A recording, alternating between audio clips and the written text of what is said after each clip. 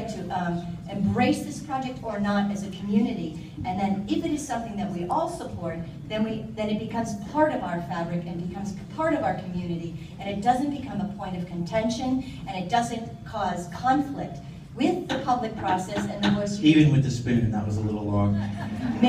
Programming note, we're going to have a couple of rapid fire ones here. We'll get you out in about 5 to 6 minutes. I know people are pressed on time. I just want to let you know where we were. And Martin, back to you.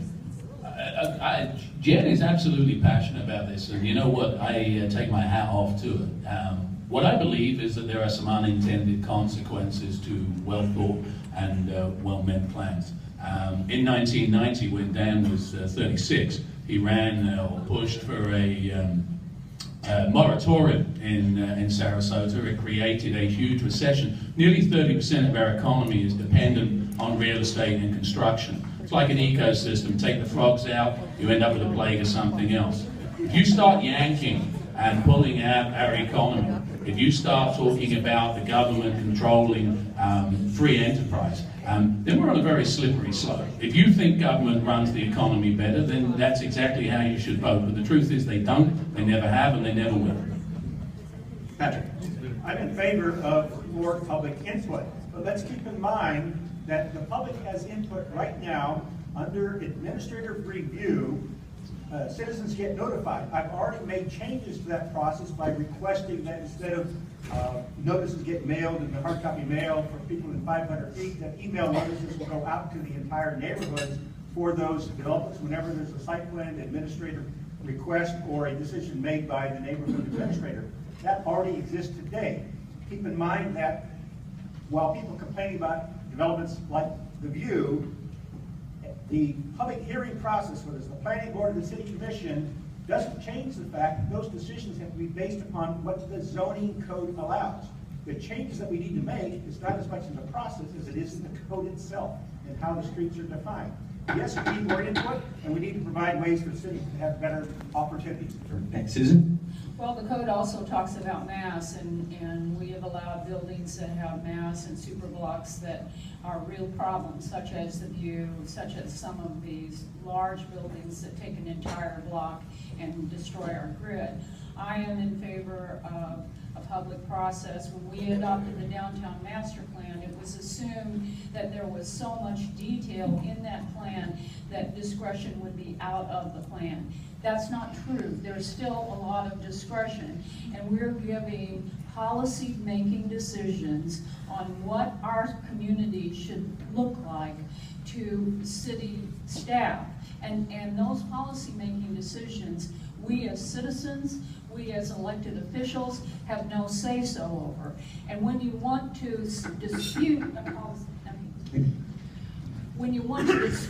policy-making decision, you have your neighborhood or your condominium has to pay a lot of money and hire a lawyer in order to dispute what our community should be like or should look like. So 30 seconds on your spinning. Hagan? What they're proposing is a procedural change that does not address the substantive problem. And what you don't hear is a vision or direction for the city.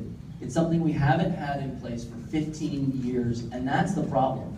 We have to bring a common vision, and then we have the code reflect that, and that is a public process. But 3 of the people up here have been intimately, if not officially, involved in the direction of our city since the early 2000s, okay? I want to bring a specific vision and a direction to Sarasota, and that is going to be a public process, and then we put it in the code with a substantive change. Thanks, Brett. Welcome to the city of Sarasota. We've had a citizens process, and the citizen process changed it to what we have now. You all remember when you all was so in love with Andre Giuliani? I mean, everything he said was gold until it became a reality, because no one expected it to become a reality. I sat at the city commission. I had just got elected in 2003, and they begged me, Fred, just shut up. This is the perfect plan. I said, how is the perfect plan when we don't have a participation from the commission? I said, if the buck stops with us, we should have some say. But then they use the caveat, well, the attorneys is going to sue our hats off. And now our butt is dragging, and we still don't have a hat. Because the administration is being driven by the developers, and they don't care because the administration don't even have to listen to the commission. That's insane. When I tried to say that in 2003, all the commissioners that was sitting there and the ones that I beat said, Fred, just leave it alone. It's going fine. It's going to be great. And here we are. You want to pay for my spoon or you want to charge?